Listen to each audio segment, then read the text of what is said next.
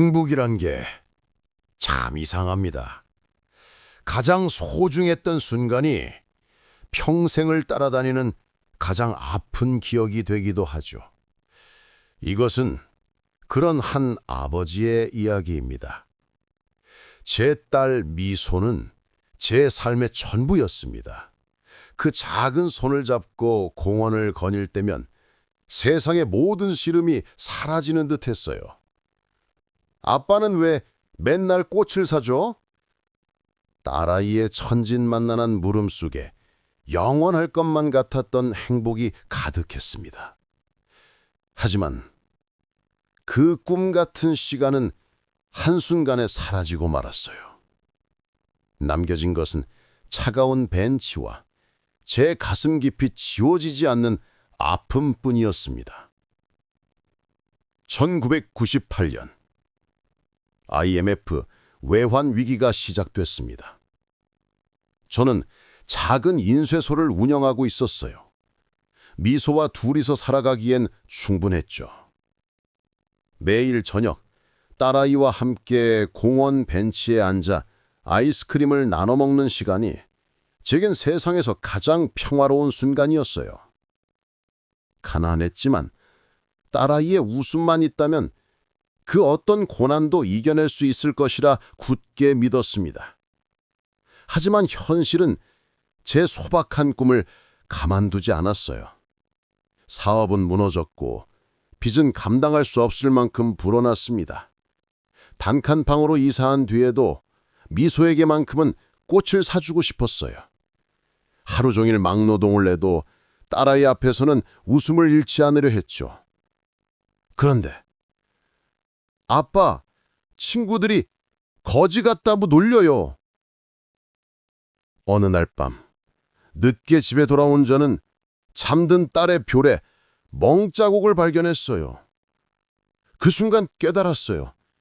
제가 딸을 지켜주지 못한다는 걸, 아니, 제가 딸에게 고통을 주고 있다는 걸 말이에요. 그리고 그 운명의 날이 찾아왔습니다. 저는 잠들지 못했습니다. 테이블 위엔 아동보호시설이라고 적힌 전단지가 놓여 있었어요. 그 전단지를 보는 순간 끔찍한 생각이 들었습니다. 새벽 5시, 저는 결심했습니다. 잠든 딸을 조심스럽게 안아서 이 벤치에 앉혔어요. 따뜻한 담요를 덮어주고 딸이 아끼던 작은 인형을 옆에 놓았죠. 미소야, 아빠가 너를 더 좋은 곳으로 보내줄게. 그렇게 말하고 뒤돌아서는데 발걸음이 떨어지지 않더군요. 보육원에서 나와 다시 공원으로 뛰어갔습니다. 안 돼, 안 돼, 내가 뭘 하는 거야? 하지만 벤치는 비어 있었어요. 담요와 인형만 남겨둔 채로 말이에요. 미소야, 미소야! 목이 터져라 불러봤지만 대답은 없었습니다. 제 딸은 온데간데 없이 사라져버렸어요. 그 순간부터 제 삶은 끊임없는 고통과 죄책감의 나락으로 떨어졌습니다. 그날부터 20년이 흘렀습니다. 저는 매일 이 벤치에 왔습니다. 처음엔 딸을 찾기 위해서였어요. 경찰서에 신고도 하고 실종아동센터에도 연락했지만 아무도 관심 없어 했습니다. 그래서 저는 혼자 찾기로 했어요. 매일 아침 꽃을 사서 이 벤치에 놓았습니다. 혹시 미소가 지나가다 볼지도 몰라, 아빠를 기억해낼지도 몰라, 그런 마음으로요. 사람들은 저를 이상한 사람, 미친 노숙자라고 불렀어요. 때론 돌을 던지기도 하고 침을 뱉기도 했죠. 하지만 저는 이 자리를 떠날 수 없었어요. 이곳이 제가 딸과 마지막으로 함께했던 곳이고 언젠가 딸이 저를 찾으러 올 수도 있다는 희망 때문이었거든요. 그런데 어느 날이었습니다. 길 건너 카페 사장님이 제게 다가오셨습니다. 어르신, 혹시 기다리시는 분이 계신가요? 20년 만에 처음으로 누군가 제게 따뜻한 말을 건넸습니다. 그리고 기적이 시작됐습니다. 카페 사장은 제가 건넨 딸의 사진을 한참 동안 들여다보았습니다. 그녀의 표정 속에는 이 잊혀진 서연을 어떻게 세상에 알려야 할지 깊은 고민이 스쳐 지나가는 듯 했어요. 그녀는 제 사연을 그냥 지나치지 않았습니다. 자신의 SNS 계정에 제가 건넨 사진과 함께 매일 꽃을 놓는 이분을 아시나요? 라는 글을 올렸어요. 그녀의 작은 용기가 희망의 씨앗이 되어 세상에 퍼져나가기 시작했습니다. 처음에는 여전히 미친 노숙자라는 비난 섞인 댓글들도 있었지만 점차 사연에 공감하고 궁금해하는 사람들의 댓글이 늘어났습니다. 혹시 저 노인분 제가 본 적이 있어요. 도와드리고 싶어요. 그들의 따뜻한 말 한마디 한마디가 차가웠던 제 마음에 조금씩 온기를 불어넣었습니다. 카페 사장의 노력은 더욱더 큰 파장을 일으켰습니다. 작은 지역신문에서 제 사연을 다루기 시작했고 이내 주요 언론사에서도 기사를 내기 시작했어요. 제 이야기가 뉴스에 나왔습니다. 20년 동안 아무도 관심 갖지 않던 제 이야기가 온 나라 사람들이 보게 되었어요. 혹시 미소가 이걸 볼까? 그리고 마침내 그 순간이 왔습니다. 그날도 평소처럼 벤치에 앉아 있었습니다. 그런데 한 젊은 여성이 제게 다가오더군요. 20대 후반쯤 되어 보였어요. 손에는 낡은 흑백 사진 한 장을 들고 있었죠. 혹시 매일 여기 꽃을 놓는 분이 맞으신가요? 그 목소리를 어디서 들어본 것 같았어요. 하지만 확신할 수는 없었죠. 아빠, 저예요. 미소예요. 그 한마디에 20년 동안 얼어붙은 제 세상이 와르르 무너져 내렸습니다. 제 딸, 제 미소가 제 앞에 서 있었어요. 저는 딸을 끌어안았습니다. 20년 동안 단 한 번도 해보지 못했던 보응이었어요. 미소야. 아빠가 미안하다. 정말 미안해. 우리는 한참 동안 아무 말 없이 서로를 끌어안고 울었습니다. 엇갈렸던 20년의 세월이 이 순간 모두 용서받는 듯 했어요. 아빠 미워하지 않았어요. 그 말이 제 가심에 박힌 모든 가시를 뽑아내는 듯 했습니다. 그제서야 진실을 알 수 있었습니다. 우리는 카페로 자리를 옮겼습니다. 아빠, 사실은 아빠가 저를 버린 줄 알았어요.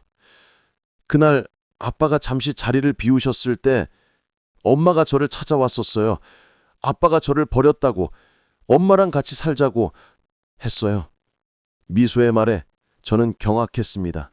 제 전 부인이 오래전에 저를 떠나 재혼했던 사람이었거든요. 미소는 그날 저를 기다렸지만 결국 엄마의 손을 잡고 떠났다고 했습니다. 엄마는 미소를 데려가 재혼한 남자의 딸로 키웠다고 했어요. 아빠가 저를 잊지 않았다는 걸 알게 되었을 때 저는 너무나도 죄송하고 감사했어요. 미소의 눈에서 눈물이 흘러내렸습니다. 저도 아빠를 잊지 못했어요. 아빠가 이 벤치에 오실 때마다 저는 멀리서 아빠를 지켜봤어요. 혹시나 아빠가 저를 알아보실까 매일 가슴을 졸였어요. 미소의 그 고백은 20년 동안 저 혼자 그리워했던 것이 아니라는 사실을 되닫게 해주었습니다. 우리는 각자의 삶에서 서로를 그리워하며 같은 시간을 걸어왔던 것입니다. 이제 새로운 시작이었습니다. 우리는 다시 그 벤치에 앉았습니다. 20년 전 제가 딸을 떠나보냈던 바로 그 자리에서 이번엔 다시 만났습니다. 아빠, 이제 다시 시작해요. 미소의 그 한마디가 제 남은 삶에 새로운 빛을 비춰주었습니다. 다음 날 우리는 함께 꽃집에 갔습니다. 20년 만에 처음으로 제 딸과 함께 꽃을 고르는 시간이었어요. 아빠는 왜 맨날 꽃을 사주어? 어릴 적 미소의 그 목소리가 귓감에 생생하게 들려오는 듯 했어요. 미소는 제게 꽃 한 송이를 건넸습니다. 아빠, 이제 제가 아빠에게 꽃을 드릴게요. 미소의 따뜻한 손길은 20년의 모든 아픔을 녹여내는 듯 했습니다. 저는 제 딸의 손을 잡고 공원을 걸었습니다. 20년 전 세상의 모든 시름이 사라지는 듯했던 바로 그 순간이었어요.